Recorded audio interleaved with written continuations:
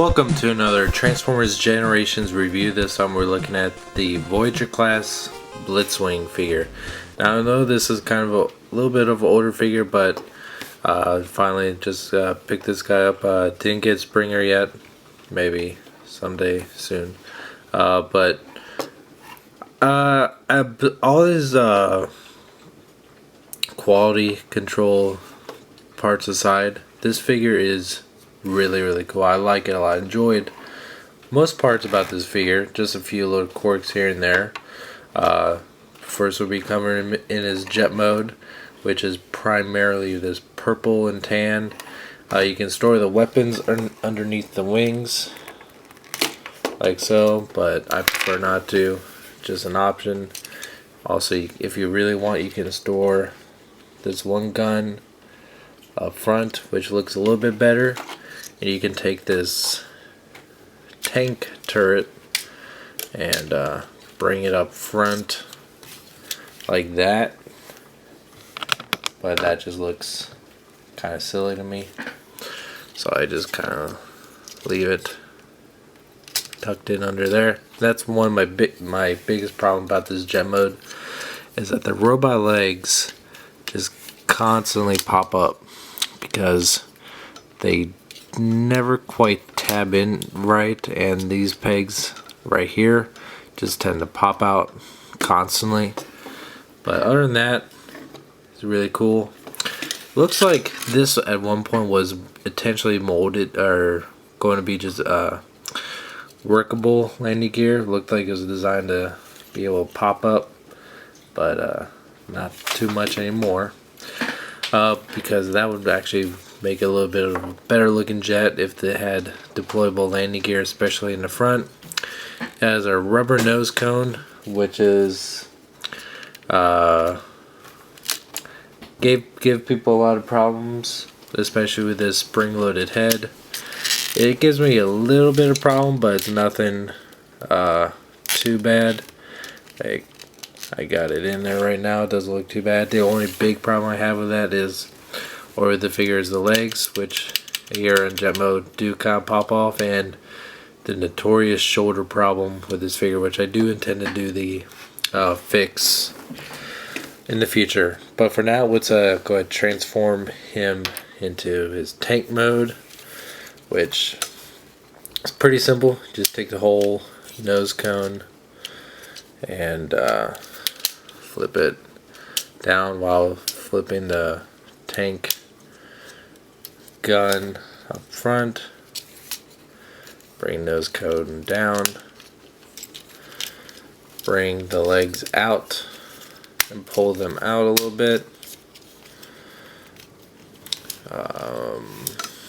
Rotate this piece down. Open up the side of the tread. Open up the little piece. Pull that back in. Pull the wings in.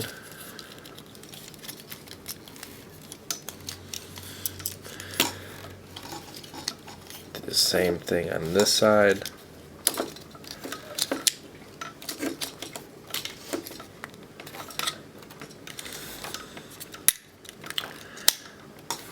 Okay. And then fold up these little pieces here and bring the legs together. They will peg in nicely here.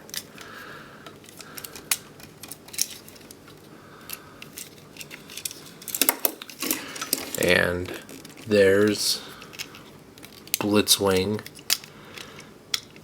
in tank mode, which is a lot better tank in my opinion than the animated figure, and definitely a lot better than the G1 figure. As far as triple changers go, as far as like some of the other ones that came out in the classics lines in the past, like Octane and Astrotrain, one of the 3 or 2 vehicle modes was always suffering. This one I would say is the more sufferable vehicle mode, but it's still pretty solid looking. And if you want to fire the gun, You just pull back like that. It's very kind of a weak spring in there, at least on mine, but it's not bad. Kind of a cool little tank, and this can spin around all the way around, so that's pretty cool. And you can store the weapons on the side like that if you really want to do something like that.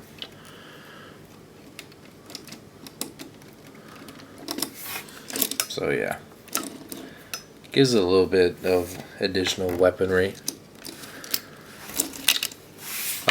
Transform it to robot mode. Gonna go ahead and undo the legs here from the side.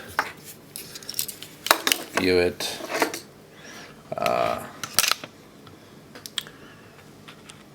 Get the figure in position something like that.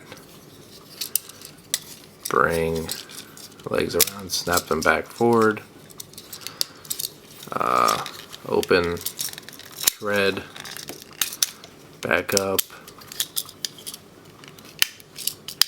close it down.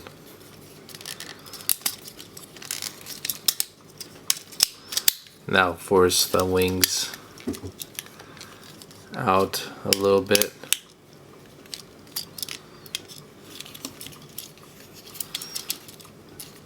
Then rotate the legs around so the tread's facing outward.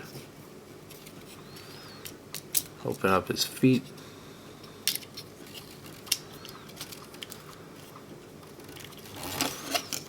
Like that.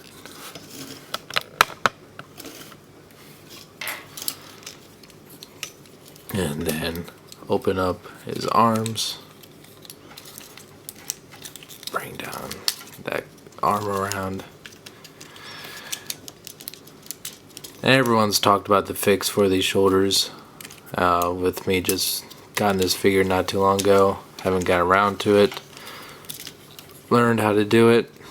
Just definitely seems like it would help a lot. Because the shoulders are the biggest problem with this figure. But other than that, everything's great. Pull that back up and there's his head.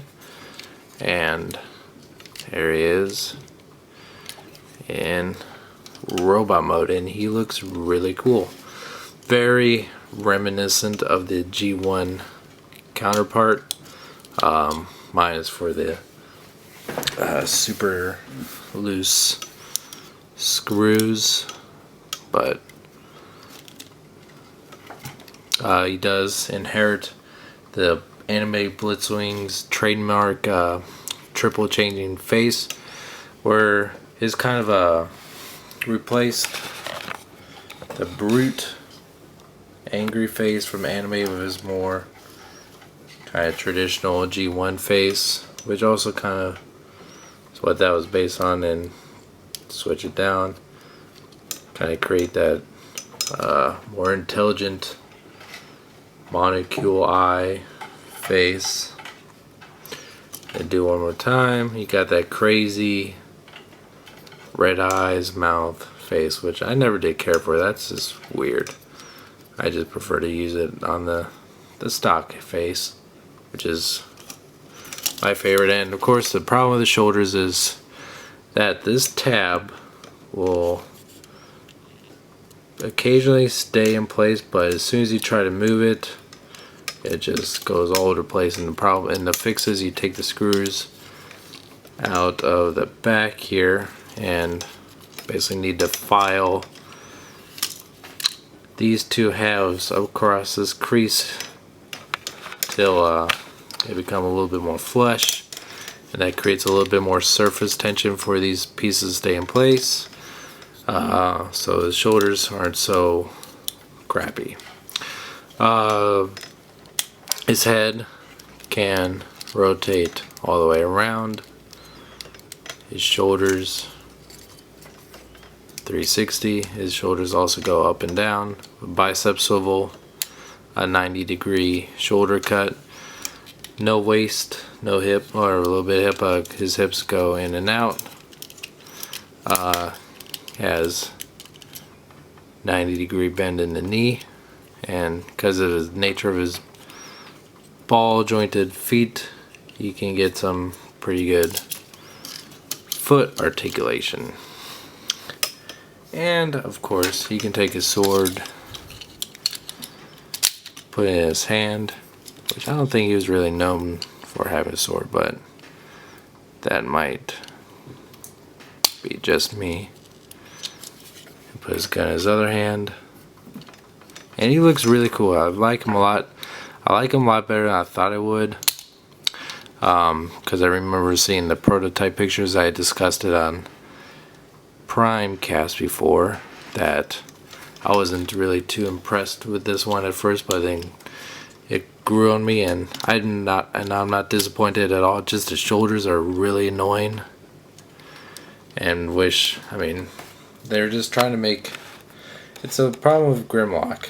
Same thing, is that they just tried to make it a little bit overcomplicated, and the toy really kind of suffered because of that. Oh, and I forgot to mention jet mode, that the cockpit can open a little bit, which I think is supposed to be something with the head, because he's got a little bit of a nodding action going on there. I definitely recommend this guy. I don't have Springer yet, but I do intend to get him sometime. Not sure how soon. Yeah, definitely recommend picking this guy up if you get the chance. As a Voyager triple changer, definitely a lot better than any of the previous classics style figures, especially the triple changers, Astro Train and Octane, aka Tangor. Best one definitely out of the Decepticons, at least. Alright, until next time, thank you for watching.